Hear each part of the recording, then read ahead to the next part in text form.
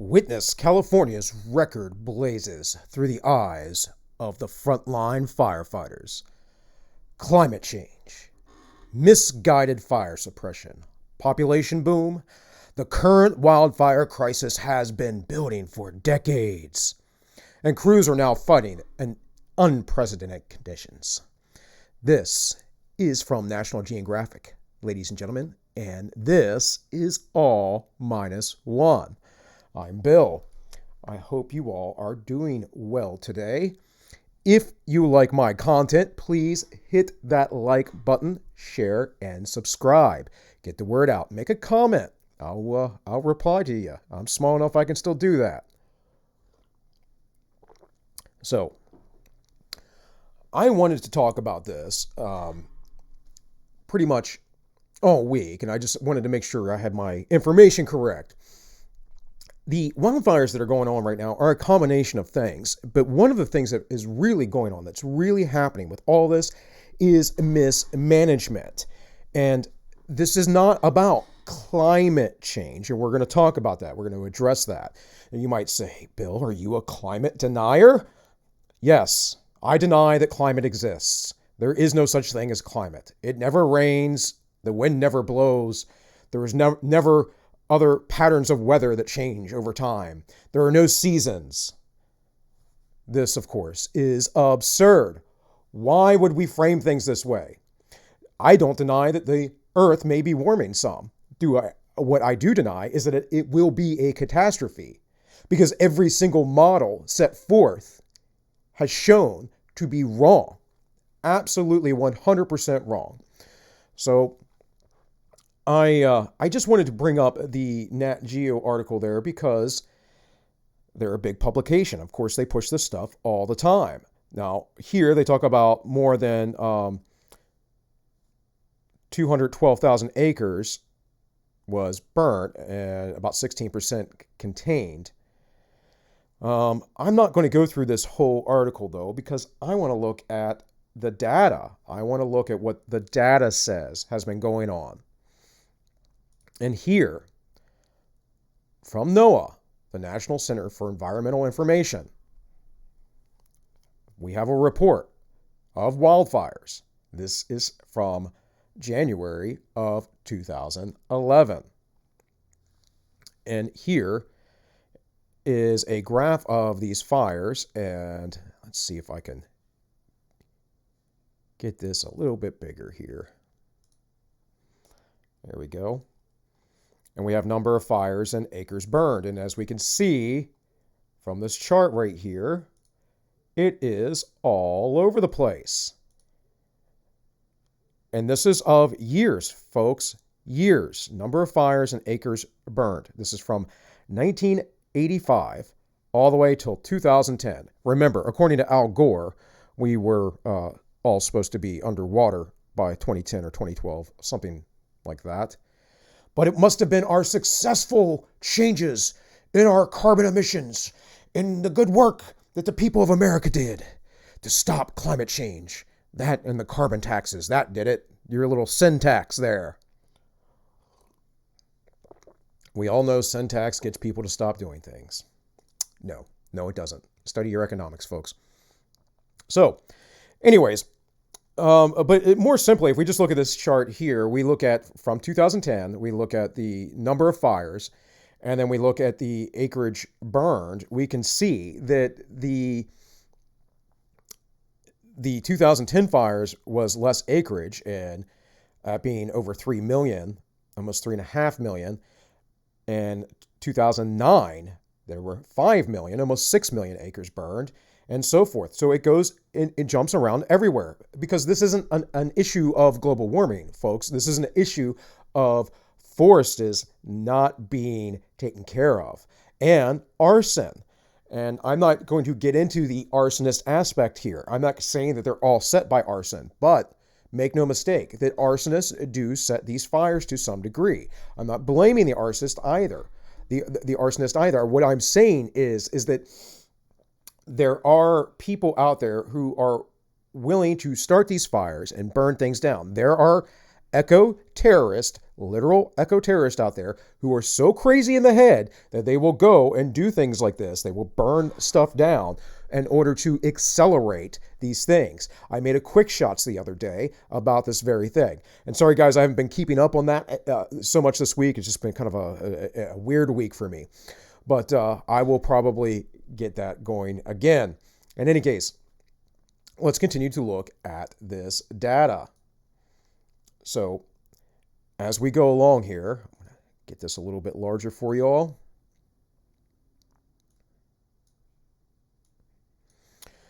We can see that there was 9 million acres, almost 10 million the year before in 2006. We can see the number of fires are more with that acreage, but they're less in the year prior. Or not prior, because this is in the descending order, or ascending order, I guess. Whatever order it is in. But we can see here that in 2005, there were far less fires set or started, but the acreage was quite large. And the same with the year before, and so forth. Then there's this huge drop down to 3 million acres.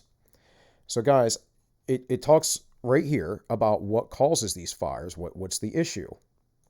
Well, a simple issue is how dry is the wood?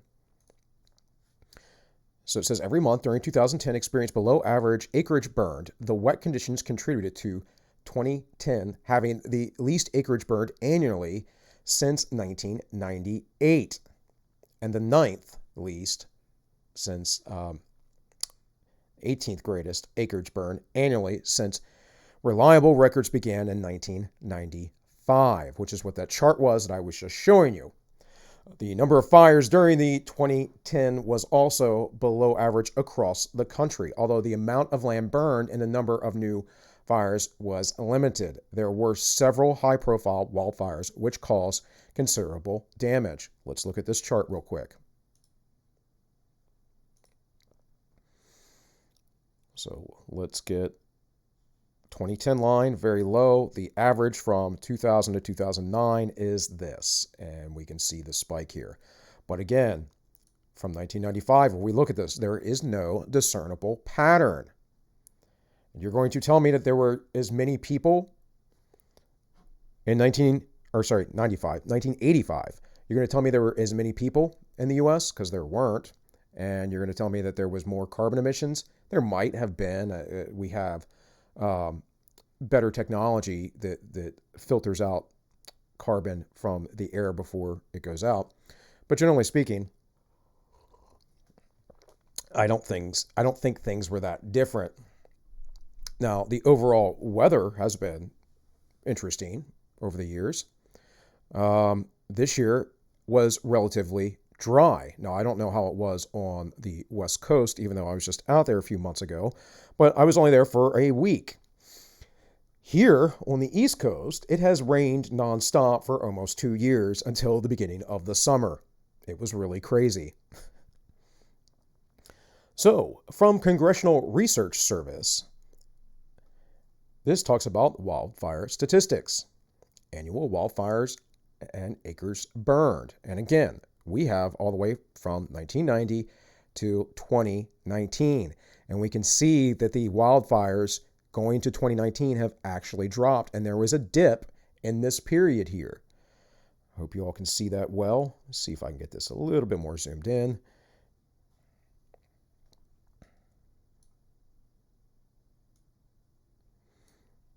So right here, from 1990, there is actually a dip up until this year.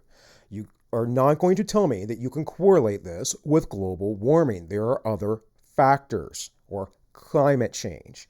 By the way, folks, the climate's always changing. Do we influence it? Perhaps. I'm not totally convinced that it is that great of an impact, but, I read actual science and don't attach myself to ideologies.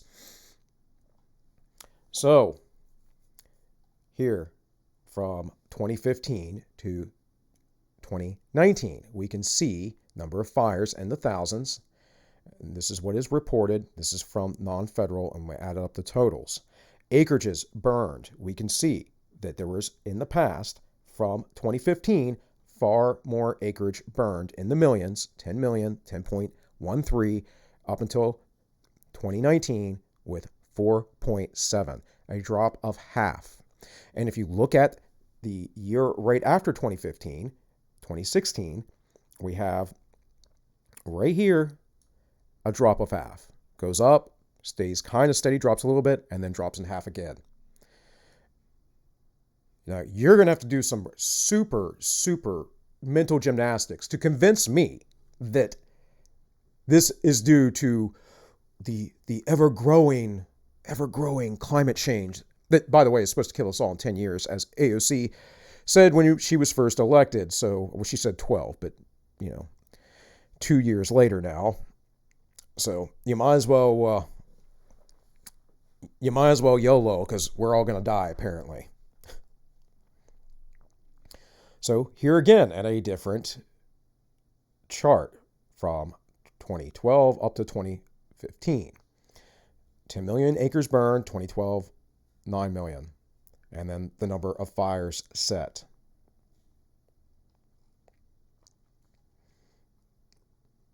And by the way, folks, this stuff's pretty easy to find.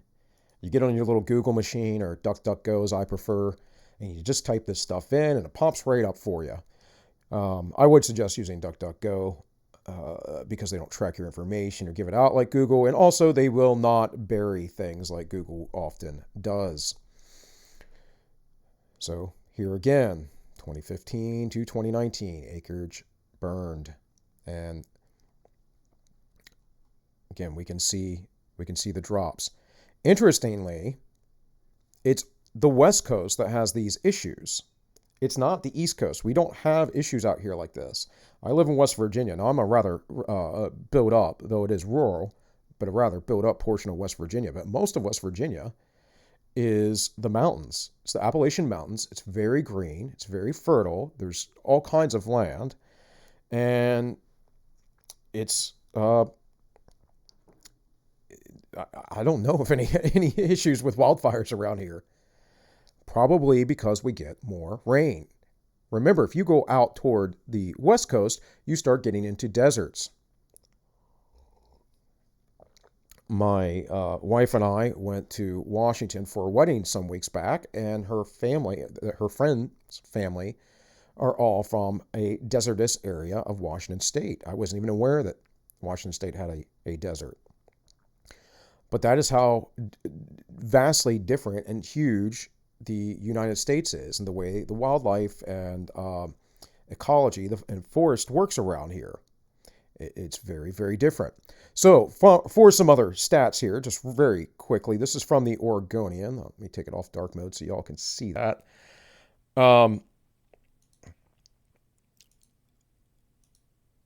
This is, again, just silly kind of propaganda. Left-wing, nonsensical propaganda. Below is the temperature record at Portland International Airport every day since April 1st, 1938. At right is breaking the 90-degree or hotter days by decade. In 2010, Portland had 169 days at 90 degrees or above, more than any other decade on record.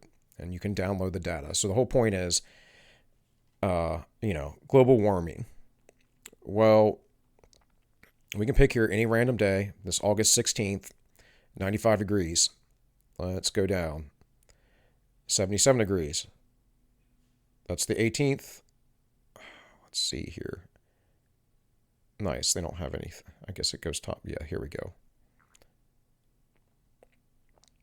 So 77 degrees. Well, August is typically the hottest month, and this actually doesn't look too bad. In fact, here in old West Virginia, this is the kind of weather that we had this month, or last month, and it was really quite nice not to have a sweltering August. But I can go back 2 years. We're still in the 80s. None of this looks really any different to me. I think the big thing here, you had a random hot day in February. The big thing, if you just look at this by its colors, is that, it looks like a normal distribution of what you see within The temperature. What are these black days? Ooh, over 100 degrees. In the military, those were black flag days. Couldn't train on those days. Couldn't, well, you could, but not outside typically. Doesn't mean we didn't. So we go back. And again, I'm in 1971. Okay, I'm looking at another August day. This is exactly why I did these few temperature samples. This looks like temperature or average August type temperature. So here they had a cooler August. In 1969 was much, much cooler. Back when nobody cared about pollution.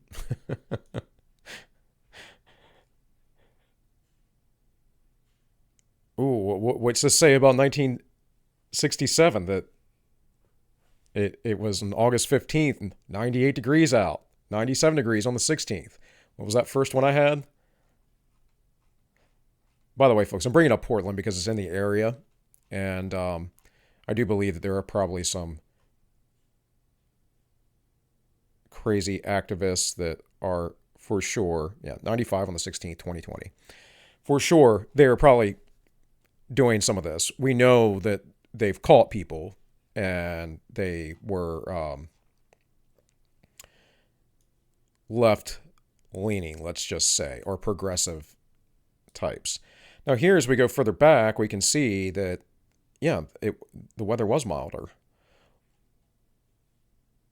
But here again, 93 degrees in August.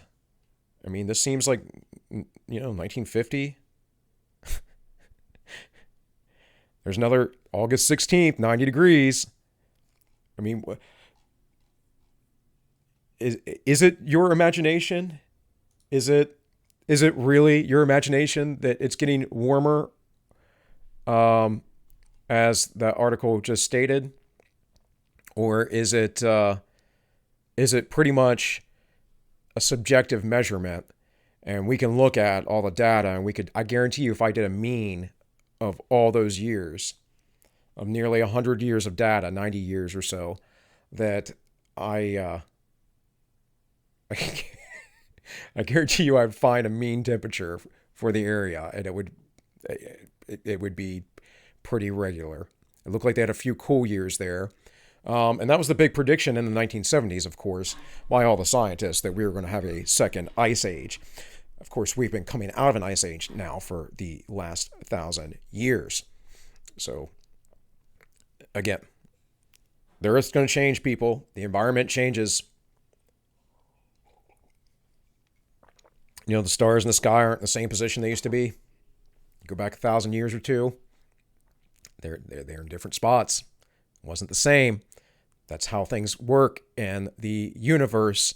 It is a closed system that continues to morph and change. It's part of the natural way of life, of the world. And I feel like I say these things, and it's so obvious, and that's why I'm laughing. But it's like progressives just completely wish to reject this kind of ideology. And again, they were teaching me in elementary school back in the 80s about climate change and everything else. We talked about the ozone layer, got rid of all those CFCs because there was a hole in the ozone layer. Now scientists think that might have been just a natural occurring process. And we don't know, because we don't have data that goes far enough back. And no model that we've used, much like with the COOF, no model that we used predicted properly. Remember, the New York Times told us that the most lethal virus ever in the world was going to kill 2 million people. Now you may say, but Bill, there still were, almost 200,000 people who died. No, there were people who were already at life expectancy, who had multiple health conditions, 2 or more, according to the CDC, and that was enough to put them over the edge. Most of those will not be counted as excess mortalities when we tally the things back, because they would have died within a year anyways. I guarantee you. And that is why the CDC said only 6% of those numbers, that is about 9,000 people, actually died of the coof by itself. Now, if you already have pneumonia, you already have heart disease, maybe you had the flu on top of that, and you got this thing, it was probably going to put you over top the edge. That's how that works. So, but their modeling and everything they did was completely wrong. And it seems to be now that Sweden, which had minor lockdowns, but not the lockdowns that the Democrats like to talk about, the lefties, the power-hungry authoritarian types, they seem to be past the point of that whole herd immunity thing, and their death rates are flatlining. Because that's the thing, folks. Unless you can totally isolate everybody, you cannot quarantine a whole entire world and stop the economies from going on and people working and everything else. You can't do that. I mean, you can do that, but you're going to have a lot of people die because of that. And the numbers that I've seen, I don't have them pulled up here because I wasn't planning on talking about this, but the numbers I've seen project that more people will die in the end from the lockdowns, especially in third world nations. But let's get back to this whole talk about wildfires. So it says climate change indicators. So climate change indicators U.S. and global temperatures. This is from the EPA, by the way. And there are several maps and there's numerous data points that we could go over, but the thing I really wanted to point out was this map right here. So for the sake of the visual for you all, this is, of course, the United States. And we can see that the dispersion of the change in temperature is not even. Interesting. So this tells us very, very little as far as actual data goes, because it's all over the place. These purple areas are actually areas where the temperature went down. Now, where I live, let's see, let's get in there. Yeah. So where I live in this region here, there has been a lot of building up for decades. I grew up here, and I can tell you that this whole area in Maryland is like some giant mega apocalypse city thing. It sprawls from D.C. all the way out through central Maryland. Now, there's still rural areas, but it is extremely dense with population. And you get out here, it gets a little more rural again. This is rural. This is very rural and mountainous. And the same with the Eastern Shore. Northern Virginia is insane. It is ridiculously built up. If you go to the airport, you may only have to, depending on where you're at, but if you go into Loudoun County through the notorious Leesburg, the most expensive county to live in the United States, and you're going to the airport over there, you'll find that you may only have to go about 20 or 30 miles, but it will take you 2 or 3 hours sometimes to get through. That tells me that there's a lot of people there, and it's not just carbon emissions, but just heat being generated. You know, it gets hotter in cities. Up here in New York, see how hot that is? That's one of the highest ranges there at 3 degrees. Interesting, isn't it? California, where a lot of the density of the population is on the coast there. They're in one of the higher ranges over here. We can see this when we're out into the built-up areas in the west. And, of course, the lower portion of Florida. And, again, this is quite interesting because the northern portion of Florida, which is more rural, more sparse, is lower. Now, I'm not trying to make any any full correlations here or anything, but I think it should be noted that this distribution is not even. Let's see. Well, I don't know if I can get anything more on here, but just very, very importantly, like, again, look at these numbers. I got them a little bigger here for you, and look at how this is not an even distribution. This, again, my friends, is from the EPA. Now, I wanted to bring this up because there were some people, I think mostly trolling, being memey, that kind of stuff, that we're talking about the wildfires not being in Canada. Well, I mean, you're going to be an idiot. This happens every year, and in that part of the world, they have some of the largest trees out there. This forests are ancient and very, very wild.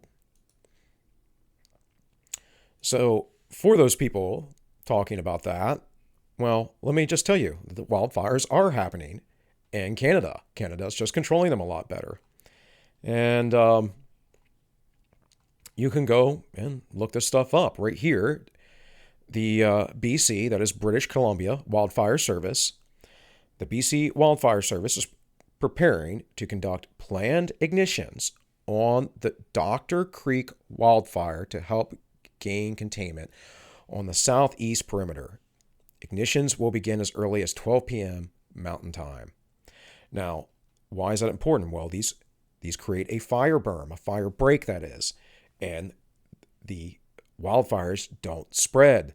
They haven't been doing this per policies from socialist, leftist, progressive type people.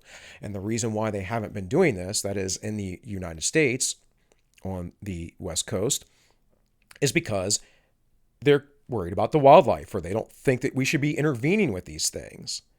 I don't understand these people, these same people that think that we need to reduce the population of the earth. Well, you first. Please go ahead. I'll continue to live. Don't lecture me about things that you're not willing to live out, that you're really not dedicated about. It's like a socialist talking about how they hate capitalism while they completely remain fully and totally socialistic. So, again, just understand that the underbrush has not been cleared out. They have not been doing controlled fires. They have all these environmental protection programs and policies, and the misconception in their mind is that, well, it's going to hurt animals, it's going to do this, it's going to do that if we enact these things. Well, what do you think is going on when these wildfires start? What do you think happens to those little animals? They die and they burn to death, and I can tell you that is not a fun way to die. I don't wish that on any animal or any person. Burns are not fun, folks. And dying of smoke inhalation is a whole nother issue. By the way, I just want to bring this to your attention as well. You know that the CDC very specifically said that the cloth mask that is, will not protect you from smoke inhalation. Well, of course not. Duh. Won't protect you from a little viron either, or spreading them. And in fact, there have been many studies done by epidemiologists stating that wearing a mask regularly and whatnot, allowing it to get wet, is actually making you more susceptible to disease. But hey, I'm just a guy on YouTube. I got a little tiny channel. I don't know nothing.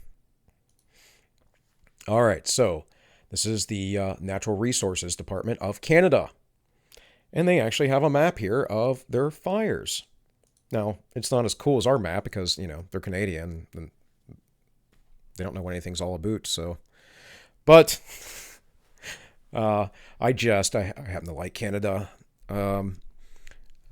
Just don't like their laws very much. So here's just a map of, fire risk and where it's high Oh, look at that. Down here on the border where there's a lot of forest and where it's lower. And of course, up north, the further north you get, the cooler it is. And of course, you have that Pacific Northwest rainy area, which some people get. But if it gets dry, you're going to get more wildfires, and especially if you don't control the environment. It's really not that difficult, folks. But to say that this is about climate change, well, you're just being an alarmist.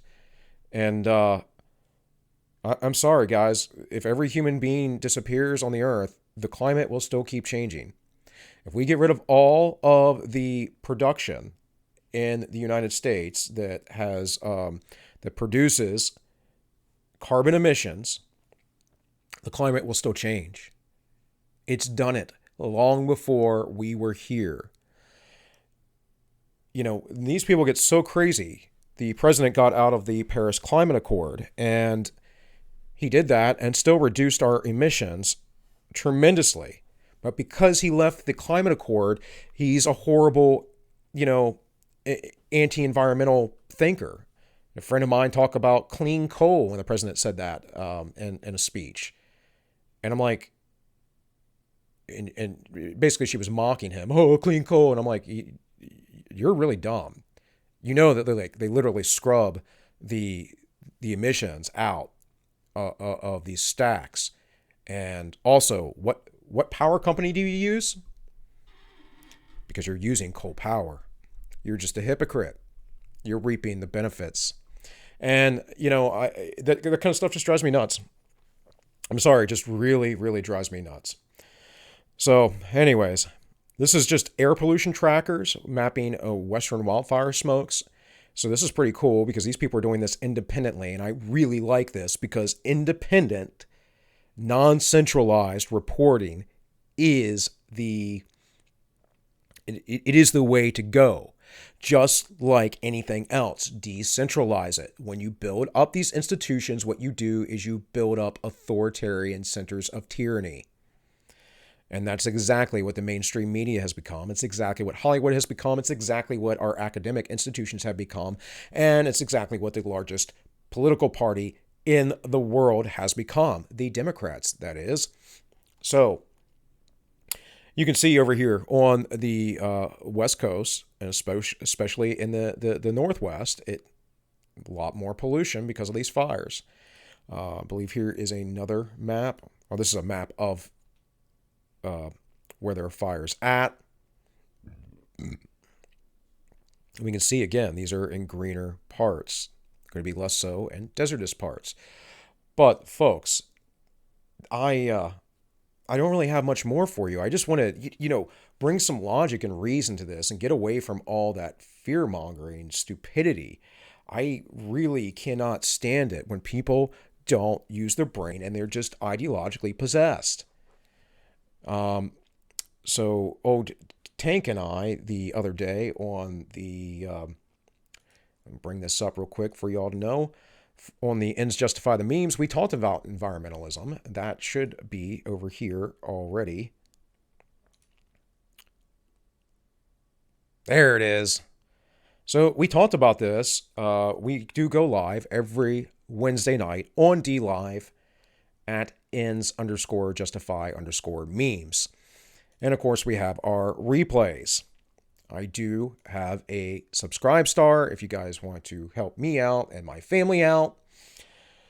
But yeah, all this stuff just drives me absolutely batty.